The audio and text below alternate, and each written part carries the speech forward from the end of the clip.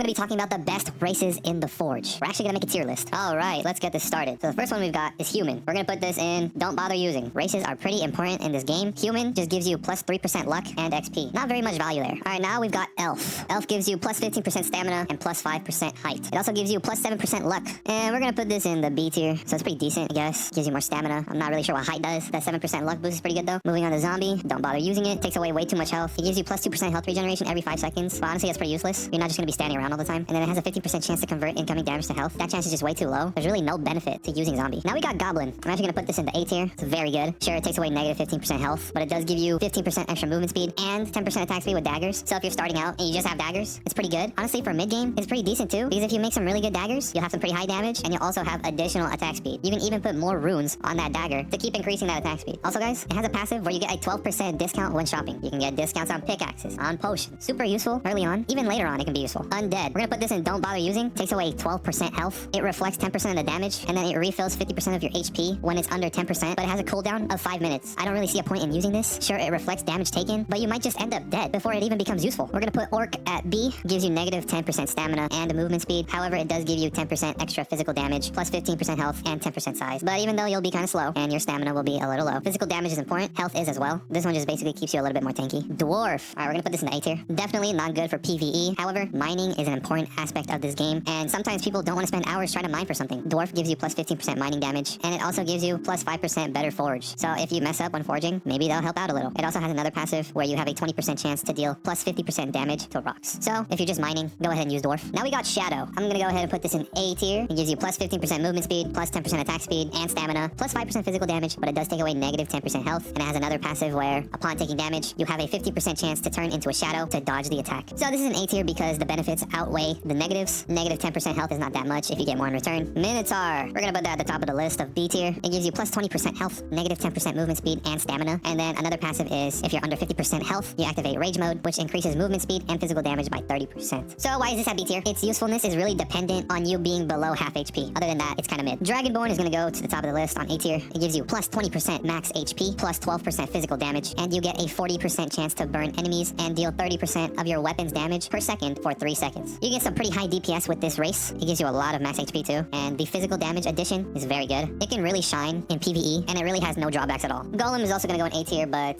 the lower part, it gives you plus 30% health, which is very high. However, it negates negative 10% movement speed, but it does give you plus 15% additional attack speed with heavy weapons. There's a passive where you have a 50% chance to lower incoming damage by 25%. So it's gonna be an A tier on the low end, because although it gives a lot of health, its usefulness is pretty much contingent on you using heavy weapons, and if that's just not your playstyle, then this race is not for you. It does make you very tanky though. Now we just got the last two, Angel and Demon, and they're both going to go into the S tier. Honestly, they're interchangeable with each other. They've got pretty different use cases, but I will start with Angel. You get a negative 20% dash cooldown, you get plus 50% dash distance, and you also get plus 15% longer dash iframes. If you don't know what this means, when you dash, there is a temporary period during the dashing animation where you are completely immune to damage. You also get plus 20% movement speed, plus 25% jump boost, and plus 20% stamina. Another reason why this is so good is because you get a plus 30% luck boost. This can be very rewarding when paired with luck potions, good pickaxes, and the dedicated player achievement. You can get some really rare ores when mining. It also has a smite passive where you have a 50% chance to call upon smite, which is pretty much lightning for 30% of physical damage. And then the last passive is called Holy Hand. You will have infinite stamina while you are below 20%